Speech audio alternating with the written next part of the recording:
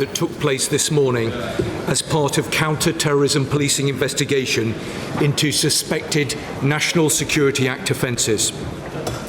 I can confirm that this relates to China. I can also confirm that this relates to foreign interference targeting UK democracy. Mr. Speaker, for reasons that you will understand, it would not be appropriate for me to comment on any aspect of what is now a live investigation.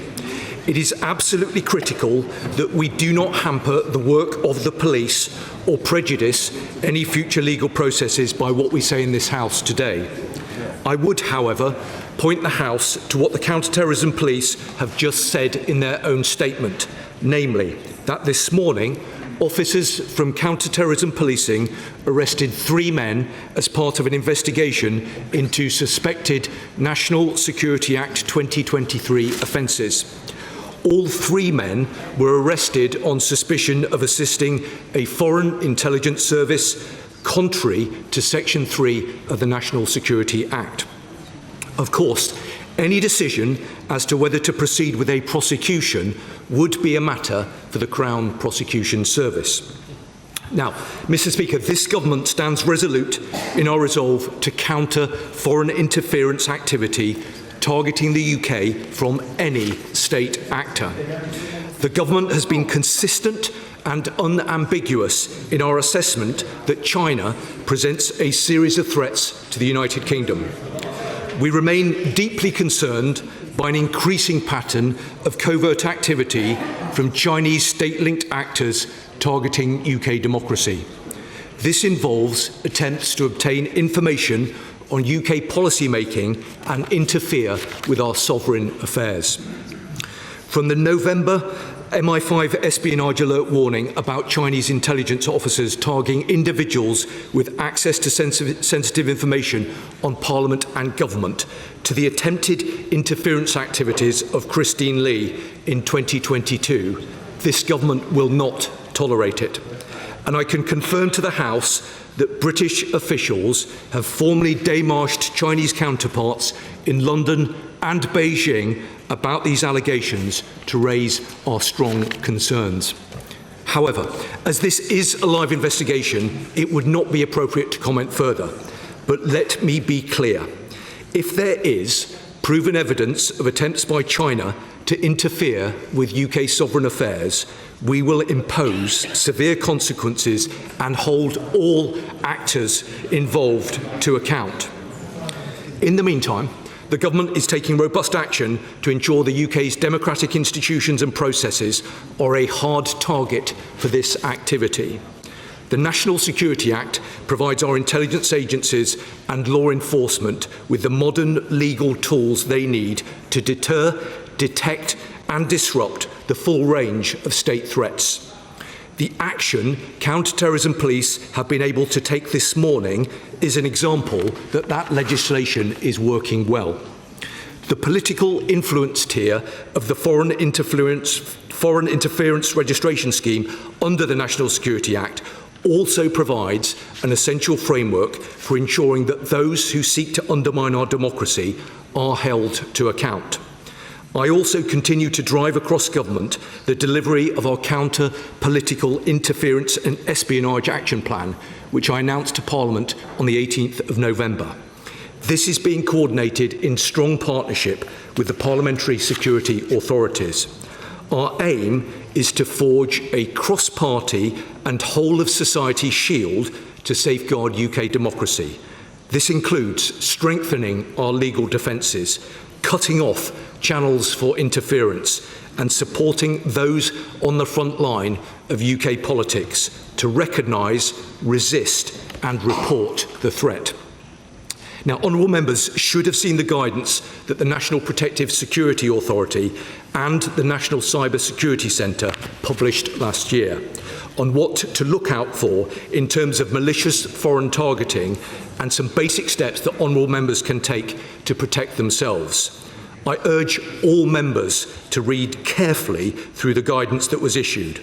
If honourable members do experience any suspicious or out of the ordinary interactions, whether in person or online, they should report that to the Parliamentary Security Department. Now, the government will continue to work in collaboration with the Parliamentary Security Department to set up a range of more tailored bespoke briefings for those who are at greatest risk. And in January, I joined the Director General of MI5 and the Chief Executive of the NCSC to brief the Chief Executives of the UK political parties on the developing threat picture.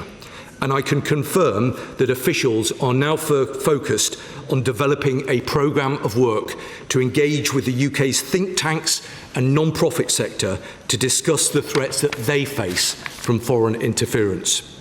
Our intent is to work with them to strengthen their resilience, ensuring their hard-won reputations and networks are not exploited by our adversaries as platforms for covertly influencing UK public discourse and policy making. There's nothing more important than keeping your money and your identity safe online. And with so many VPN options available, choosing the right one can be pretty daunting. But this video's sponsor, ExpressVPN, is making the choice easier for GB News viewers. ExpressVPN is offering up to 75% off, plus 4 extra months free. That's top-level security from just £2.49 a month, and you're covered by their 30-day money-back guarantee. So just click the link in this video's description or scan the QR code now. Remember, when you're online, you are often sharing personal data, so hackers can steal your information, your passwords, your photos, and your bank details in just seconds. But ExpressVPN encrypts your connection, making it virtually impossible for hackers to access your personal information. So why choose ExpressVPN? Well, it couldn't be easier to use. With just one click, you are protected. And ExpressVPN uses military-grade AES 256 encryption, which is the same standard trusted by the US government to guard their classified information. With their new tiered plans, you can protect up to 14 devices at once and manage passwords securely. Live chat support is available 24/7, and it typically connects you in under a minute with a real person. Click the link in this video's description or scan the QR code to get up to 75% off ExpressVPN, plus 4 months extra for free. Start protecting yourself today with ExpressVPN. Mr. Speaker, in February, we introduced the Representation of the People Bill, which will further strengthen safeguards against foreign interference through political funding. Our proposed bill includes introducing tougher rules for donor recipients to conduct risk assessments before accepting donations, as well as increasing the powers of the Electoral Commission to ensure that it has the tools necessary to fulfil its duties. And the government eagerly awaits the report of Philip Rycroft, following his independent review of regulations and safeguards against foreign financial interference in UK politics. The review was commissioned to rigorously test the financial safeguards we currently have in place and will specifically consider safeguards against illicit funding streams, including the use of crypto assets. The review findings will be delivered to the Secretary of State for Housing, Communities and Local Government and myself by the end of this month, and I can confirm that recommendations, where appropriate, will inform the Representation of the People Bill. We are also working on new powers to counter foreign interference, including a prescription-style tool to disrupt proxy organisations undermining our security. Mr. Speaker, it continues to be in our long-term strategic interest to engage with China.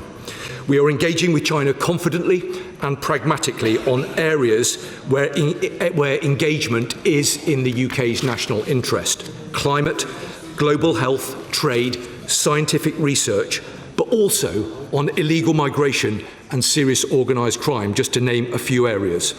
But let me be crystal clear.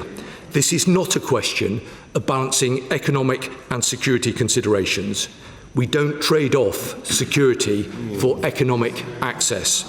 Instead, by taking tough steps to keep us secure, we enable ourselves to cooperate in other areas. And we will always challenge any country, including China, that attempts to interfere with or undermine the integrity of our democratic institutions, and we will always prioritise UK national security.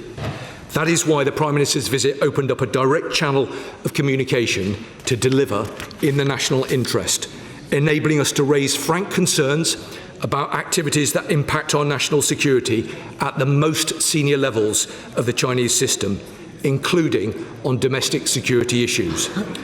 Mr. Speaker, I can assure members of this House and the public that further steps can and absolutely will be taken to defend our democracy. The government is steadfast in our commitment to disrupting and deterring China's interference activity wherever it takes place. I commend this statement to the House. Order. I'm sure we'll appreciate the fact that the Minister has come to the House at the earliest opportunity to provide an update on these serious issues. As there is now a live police investigation, members should exercise caution in saying anything that risks or prejudicing that investigation. But I thought it was important that the House, and I've got to thank the Minister who went through this to get it on at the earliest possible time.